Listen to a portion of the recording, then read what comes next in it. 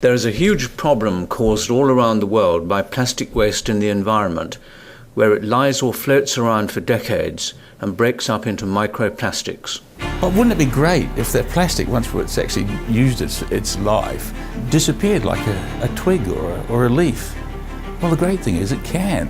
We feel it's important to reuse and recycle plastics if possible, but if it does find its way into the environment, then we need to have an insurance policy so that it will disappear in a timely manner.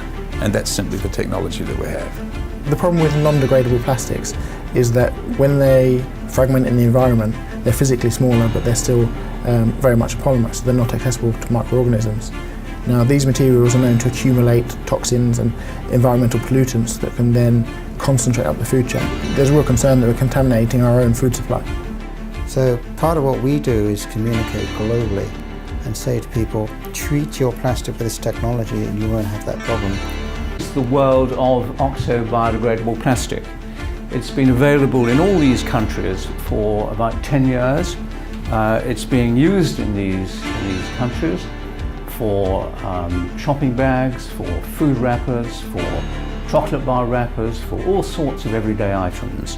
In all of these countries, they've got the same problem as we all have got, plastic litter getting into their environment, and they do not want it lying around for 50 years. So they're using oxo-biodegradable plastic.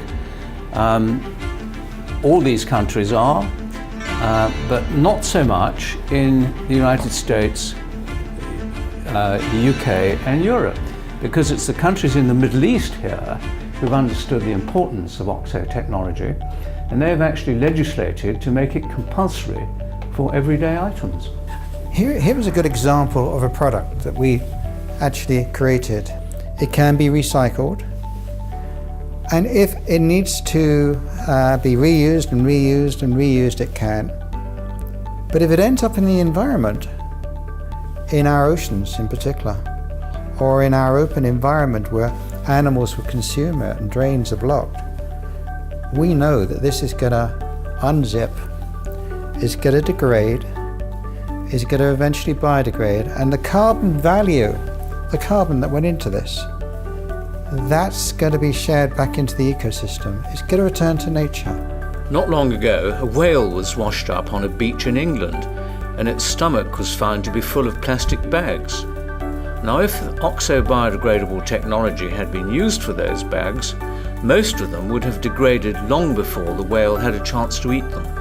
I don't think finance has got anything to do with this, because it's really doesn't cost very much extra, hardly anything extra, to use oxo technology. So it's just a question of whether the government is sufficiently interested in protecting the environment. Now, they all say they are. They're all going on almost every day about how environmentally friendly they are and how their policies are. Oh, we're going to recycle this, we're going to incinerate that, we're going to stop landfill. They talk a lot about it, but they don't do anything practical to solve the problem of that proportion of the plastic waste which gets out into the open environment all around the world, into the sea and onto the land. They're not doing what they ought to be doing, and that is using a new technology which is available to make sure that that plastic waste will not be there in a few months' time, let alone 50 years. So for the first time ever, we have a technology that updates, that improves, that makes this piece of plastic smarter, thus removing the main objection of using it. So people don't need to make a change, they just need to upgrade the plastic.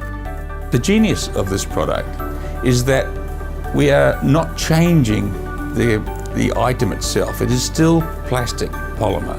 But what we're doing is we're adding something that will create an insurance policy that if it does end up in the environment, then it'll actually go back to being just carbon and water and the things that we know exist in the environment.